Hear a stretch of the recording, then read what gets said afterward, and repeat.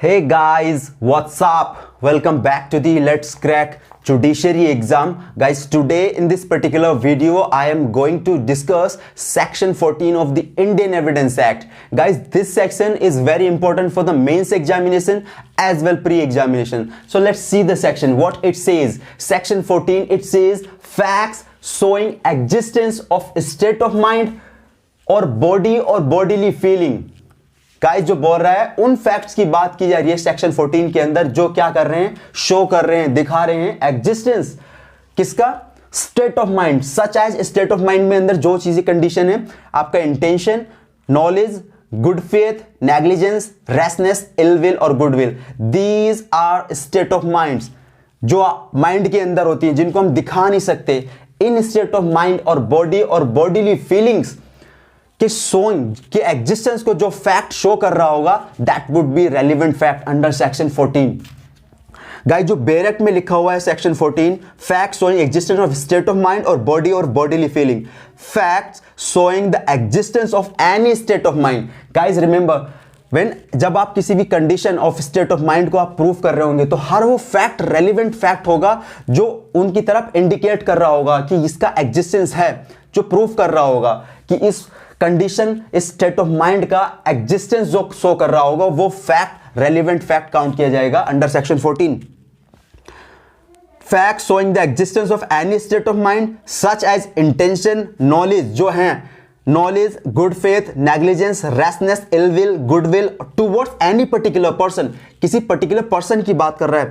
और showing the existence of any state of body, जो क्या कर रहा है, बॉडी के एग्जिस्टेंस को भी शो कर रहा है। और बॉडीली फीलिंग लाइक गरम ठंडा, जैसे आपको फीवर आया तो बॉडी का टेम्परेचर हाई हो गया या लो हो गया, तो वो भी कंसीडर किया जाएगा। या फिर जो आपकी जो उन बॉडीली फीलिंग्स को जो फैक्ट्स शो कर रहा होगा उसका एग्जिस्टेंस क्या, यहां ये बॉडीली फीलिंग या फीवर आया है एक्चुअली में, जो फैक्ट्स जैसे सिम्टम्स होते हैं तो वो कंसीडर किए जाएंगे इस अंडर सेक्शन 14 के अंदर। रेलिवेंट फीवर के सिम्टम्स हैं, गर्म लग रहा है आपको, सर्दी लग रही है, जुकाम हो रही है, तो वो सारी चीजें कंसीडर की जाएंगी सेक्शन 14 के अंदर। Relevant bodily feeling are relevant when the existence of any such state of mind or bodily feeling in issue, वो issue के अंदर हो, are relevant, issue में होनी चाहिए कि हाँ इसको फीवर है, इंटेंशन था, नॉलेज थी, वो सारी चीजें इश्यू में हो, that would be consider as a relevant fact under section 14। Section 14 के गाइस दो एक्सप्लेनेशन दिए हैं। एक्सप्लेनेशन 1 हमको हम समझते हैं।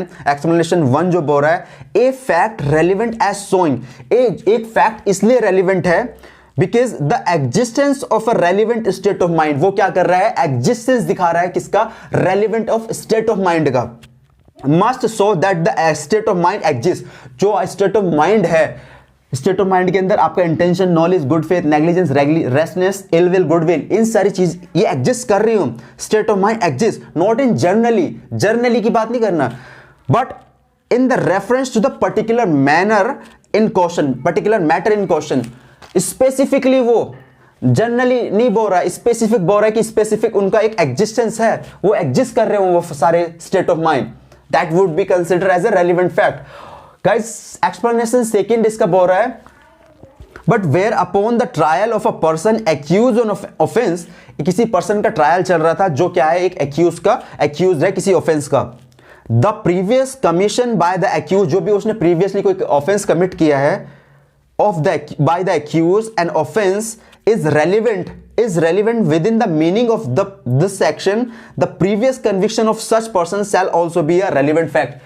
कोई accused है किसी offense का, guys उसने offense commit किया है, तो वो previously किसी matter में convict कर दिया गया है, of such person shall also be a relevant fact, तो वो उसका previous conviction जो होगा relevant fact यूज किया जाएगा अंडर सेक्शन 14।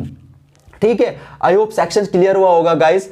सेक्शन 14, जब आप किसी भी माइंड की कंडीशन को हम प्रूव कर रहे हो, तो जो फैक्ट उन स्टेट ऑफ माइंड के एग्जिस्टेंस को प्रूव कर रहा होगा, that would be consider as the relevant fact, section 14 बोल रहा है। और एक्सप्लेनेशन 1 बोल रहा है कि वो जनरली नहीं होगा, वो उसका एग्जिस्टेंस जो स्टेट ऑफ माइंड है वो जनरली नहीं होगा, स्पेसिफिकली होगा। और जो सेकेंड एक्सप्लेनेशन है, प्रीवियसली अगर कन्विक्शन है कोई एक्यूज, तो उसका जो प्रीवियस कन्विक्शन है shall also be a relevant fact, वो कंसिडर किया जाएगा relevant fact. State of mind मैंने आपको बता दी है, आपका इंटेंशन है जो माइंड के अंदर होती है, जिनको हम दिखा नहीं सकते। नॉलेज है, गुड फेथ है, negligence, rashness, ill will. Guys इस सेक्शन के काफ़ी सारे इलस्ट्रेशन है और बहुत इंपॉर्टेंट इलस्ट्रेशन है। प्री में आपको एज इट इज इलस्ट्रेशन मिल जाएगा एक ना एक रखा हुआ। सो हम कुछ इलस्ट्रेशन देख लेते हैं इसके। जो पहला ही गाइज इलस्ट्रेशन है, वो जो पहला इलस्ट्रेशन है नॉलेज की बात करता है। देखो, A is accuse of receiving stolen goods knowing them to be stolen. A क्या है? एक एक्यूज है रिसीविंग गुड्स, चोरी का सामान उसने रखने के हुए, जानते हुए कि उसके पास नॉलेज थी कि ये चोरी का सामान है। It is proved that he was in possession, जो भी उसके पोजेशन में चीजें हैं, of a particular stolen article, जो भी वो चोरी के आर्टिकल, जो भी चोरी का सामान है, जो भी उसके पोजेशन में है, ये प्रूव्ड है कि वो चोरी की है। The fact that at the same time he was in possession of many other stolen, at the same time उसके पास और भी काफी सारी चीजें थी चोरी की, इज रेलिवेंट, ये रेलिवेंट फैक्ट कंसिडर किया जाएगा as standing to show that he knew each and all of the articles of which he was in possession to be stolen, कि वो जानते हुए उसने चोरी की चीजें रखी अपने पास, सारे जो भी चोरी के सामान थे उसके नॉलेज थी उसको। तो अब ये शो कर रहा है ना, उसका नॉलेज शो कर रहा है। जो फैक्ट है गाइज, आप देखो पहले मैंने बोल दिया आपको कि फैक्ट जो शो कर रहे हैं existence of state of mind, और स्टेट ऑफ माइंड होगी आपकी नॉलेज। नॉलेज था उसको चोरी का सामान कि हाँ इसके कि ये चोरी का सामान है मेरे पास, और वो रख रहा है उसके बावजूद। ठीक है, तो ये जो उसका होगा कंसिडर किया जाएगा as a relevant fact. Clear है?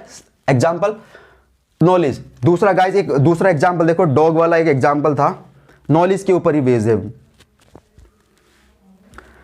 A sues B for the damage done by a dog. A ने क्या किया है? सूज की एक मुकदमा दायर किया है बी के ऊपर कि उसके क्या हुआ? डैमेज किया है उसके कुत्ते ने बी को, विच बी न्यू टू बी फ्रोसियस, और बी जानता था। ए ने क्या है? सूट किया है, सूज किया है बी के ऊपर कि उसके कुत्ते ने उसको डैमेज किया है, और बी जो था वो फैक्ट जानता था कि ये कुत्ता फेरोसियस, हिंसक हो गया है, मतलब बहुत बाइट कर रहा है।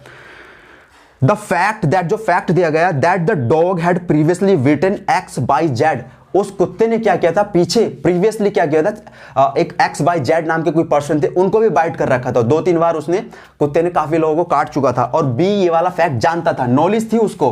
देखो आप, नॉलेज थी उस फैक्ट की कि ये कुत्ता फेरोशियस हो गया, हिंसक हो गया, काट रहा है।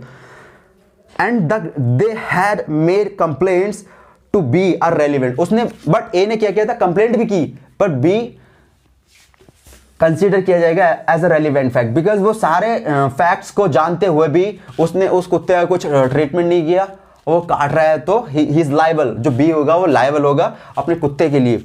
ठीक है, बिकॉज नॉलेज थी उसको कि वो काट रहा है कुत्ता। 2 हमने इलस्ट्रेशन समझे हैं, और मैं देखता हूं गाइज इंटेंशन। एक इसका इलस्ट्रेशन गाइज, इसका ई है, A is accuse of defaming B by publishing an imputation intended to harm the reputation. A ने क्या किया है गाइज? ए इज एक्यूज है फॉर डिफेम करना, किसी के एक कोई फेमस पर्सनैलिटी थी बी, उसने एक पब्लिक आर्टिकल पब्लिश कर दिया और उस पर लालछन लगा दिए, इम्प्यूटेशन कर दिया उसकी इमेज को डाउन करने के लिए, उसकी पर्सनालिटी, उसकी जो रेपुटेशन थी सोसाइटी के अंदर, उसको डिफेम करने के लिए उसने क्या किया? एक आर्टिकल पब्लिश कर दिया न्यूज में। इंटेंशन था उसका कि कुछ करने का। The fact of previous publication by A respecting, मतलब कि एक बैड फीलिंग के साथ, दुर्भावना के साथ, बी शोइंग इलविल दिखा रहा था, मतलब एक नेगेटिव फीलिंग्स थी उसको लेके। On the part of A towards B is relevant as proving A is intention to harm B's reputation. Proof किया गया फैक्ट कि ए का इंटेंशन था बी की रेपुटेशन को हार्म करने के लिए, by the particular publication in question, किसी जो भी उसने पब्लिकेशन किया था किसी न्यूज़पेपर में, जो भी एक आर्टिकल लिखा उसके अगेंस्ट, तो वो उसका इंटेंशन शो कर रहा था कि वो जानबूझ के उसको, उसकी जो उसकी रेपुटेशन थी सोसाइटी के अंदर, उसको हार्म करना चाहता था। तो जो उसका इंटेंशन था would be consider as a relevant fact. ठीक है, और गाइज आप इसके इलस्ट्रेशन देख लेना, काफ़ी सारे जो लास्ट के इलस्ट्रेशन है 4-5 अलग अलग दिए हुए हैं, अलग अलग रिलेशन, अलग अलग स्टेट ऑफ माइंड को शो कर रहे हैं, कुछ इंटेंशन को, कुछ नॉलेज को, कुछ गुड फेथ को, नेग्लिजेंस को, रैशनेस और इल विल को। तो आप इसके देख लेना इलस्ट्रेशन, बहुत इंपॉर्टेंट इलस्ट्रेशंस हैं गाइज। कुछ इसके अंदर केस लॉज हैं इंपॉर्टेंट, वो देख लेते हैं। जो पहला केस है गाइज, रशियन वर्सेस हेग। इस केस के अंदर क्या हुआ था गाइज, आप कनेक्ट कर सकते हैं विजय माल्या से। विजय माल्या ने लोन लिया काफ़ी सारा बैंक से और वो यहाँ से निकल गया। तो इस केस के अंदर भी ऐसे ही हुआ था, उसने गुड फेथ में कंट्री छोड़ दी। इन्होंने जो भी रसन थे या वर्सेस हेग के मैटर में, एक पर्सन ने क्या किया, कर्ज लिया बैंकों से, काफ़ी सारा ऋण लिया और उसके बाद वो गुड फेथ में देश छोड़ के निकल गए। बट इन्होंने वहाँ से जब फॉरेन से जो लेटर लिखे तो उन लेटर से शो हुआ इनका गुड फेथ था या फिर फ्रॉडुलेंटली था, कपटपूर्ण इनका इंटेंशन था, कैसा था। तो वो उनके जो वहाँ से इन्होंने फॉरेन से पैसा लिया, इन्होंने कर्जा लिया बैंक से और निकल गए कंट्री छोड़ के गुड फेथ में। यहाँ बताया गया कि मैं गुड फेथ में जा रहा हूँ, बट इन्होंने वहाँ से जब लेटर लिखे कुछ तो उस लेटर से क्लियर हुआ कि इनका जो गुड फेथ था वो गुड फेथ नहीं था और वो फ्रॉडुलेंटली था। इन्होंने जानबूझ के किया था और कपटपूर्ण इंटेंशन था इनका। तो वो जो कपटपूर्ण फ्रॉडुलेंटली शो हो रहा था, तो उनके जो लेटर थे उन्होंने वो जो लिखे लेटर कंसिडर किए as a relevant fact Russian versus Hague के मैटर में। गाइस जो दूसरा केस था क्वीन वर्सेस एम्परर का, उसमें बाजीराव जो थे, बाजीराव ने एक ही दिन में 3 बार प्रॉपर्टी का ट्रांसफर किया। तो अब वो बोल रहे थे गुड फेथ में कर रहे हैं, बट उनको डर था उनकी प्रॉपर्टी जो एक वो डिक्री एग्जीक्यूट कराना चाह रहे थे कि जिससे उनकी प्रॉपर्टी सीज ना हो जाए। तो उनसे उनका जो इंटेंशन वो फ्रॉडुलेंटली जो कपटपूर्ण हाथ से था वो सो हुआ। एक दिन के अंदर ही उन्होंने प्रॉपर्टी 3 बार ट्रांसफर करी है, तो वो चीज सो हुई थी और वो कंसिडर की गई एज ए रेलिवेंट फैक्ट। और गाइज इसके जो केस लॉज आप देख लेना, आर वर्सेस थॉमसन का केस था, आर वर्सेस गलाटे का केस था, बहुत इंपॉर्टेंट, बहुत ग्लास्टे का केस था, इंपॉर्टेंट केस लॉज है। और गाइस बॉडी और बॉडीली फीलिंग से रिलेटेड एक केस था एप्सन वर्सेस किनियार्ड का, लाइफ इंश्योरेंस के ऊपर था।